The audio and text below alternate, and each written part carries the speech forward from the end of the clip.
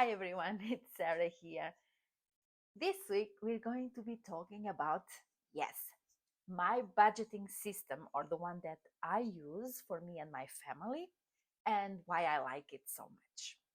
And I've been using it for, I want to say 5 years. It's probably been like 7. Okay. But before we just jump into that, let me just go back a little bit and talk again about the mindset behind all of this. And it's okay. You watch these videos or other videos. There are some amazing videos out there that are really into finance. Me, I'm just here sharing my experience, what I've lived, and what's been working for me, and how I help clients to create a system that works for them. Okay, it's not, they don't work around the budget, it's a budget that works around them. Because again, it's a personal finance, so it's personal to each one of us, and it should be that. It's not a cookie cutter and one doesn't fit all. Yes, I use a specific budgeting system, but I adapt it to my life, not the other way around. I tried that, didn't work, it was even worse, um, to then get back doing, really creating a budget and sticking to it. Okay, so let's talk about mindset. It doesn't matter how much money you make, it matters what your relationship with money is, why you deal with it the way you do. And we've talked about that. And it also matters how you grow up with it.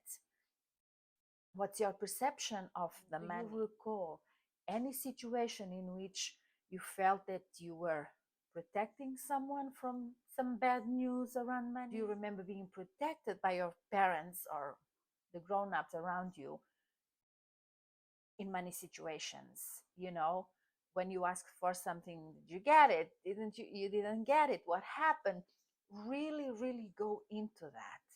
Really, I'm a thinker, so before I put pen to paper, which is like a default, I should just go straight to writing, but it takes me a while. It still takes me a while. So I think about it and I remember a lot of stuff that comes up for me. So don't skip this part. Even if you just start like thinking about it, and when you have more, you know, when you're a bit clear in your head, you just go and write it out. But you should, because it helps put things into perspective, and it helps to realize that we're not alone, and that it's okay, and you got this. You can do it. You can change, or you can adapt. Humans are adaptable creatures, and again, you can adapt to your circumstances. I just wanted to say that before jumping into the budgeting system that I use and with my family and in my house. So I use a zero balance budget. I mean, money comes in, we spend it all, and at the end we have a zero, a big fat zero. Because I've been doing this a long time, I have a lot of categories. I like a lot of categories.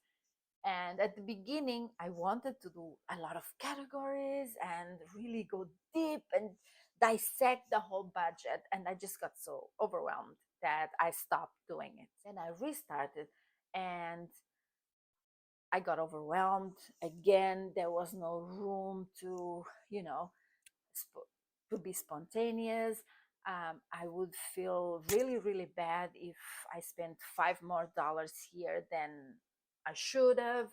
And I would just go into this negative talk to myself. And that's no good. That's like the first thing I want you to avoid. So don't do that. So before I start telling you about my budget, a few things to remember. First, it's okay to have few categories and just spend your money like that. I mean, if you have a food budget, you can have a restaurant budget. And within that restaurant, you can put your takeaway. There's no need to have like groceries, restaurants, takeaway, or pizza, or McDonald's, whatever. You just put it all in one category. For example, you have gas, you have three cars, and they all run, and you need to put gas for each vehicle separately. You don't have to do that. Just put gas, and that's the amount you have for the month or the 2 weeks or whatever, and you just go with that. So don't complicate your life. Start simple. Then you can go ahead and create more um, categories. Don't overthink it. And then don't beat yourself up if you need to adjust those categories. If you spend $10 more or $20 more on groceries than you should, don't think, oh, this doesn't work for me, I can't do it. No, it's just that you need to adjust it, because we have an idea of how much we spend, but the reality is most times another one. So we live completely separate. We tell ourselves things that make us comfortable, like I only spend $500 a month on groceries, and then it's 750. That happens. That's a thing, because we spend a whole lot more on groceries than we think. Okay, so, and that's why you are experimenting. Start your budget, and you are seeing what works and what doesn't work.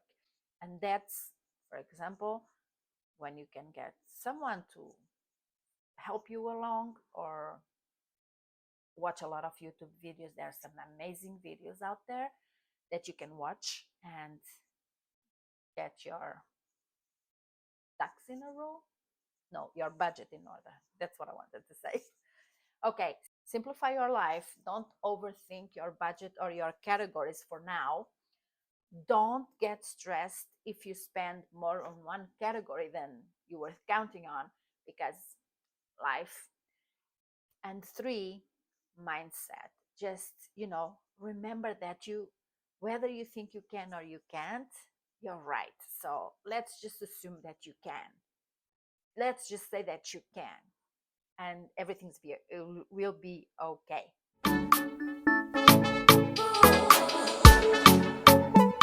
I have a miscellaneous. That's where I keep a little bit of money, so that if I do spend more money on groceries, I go and get it, okay?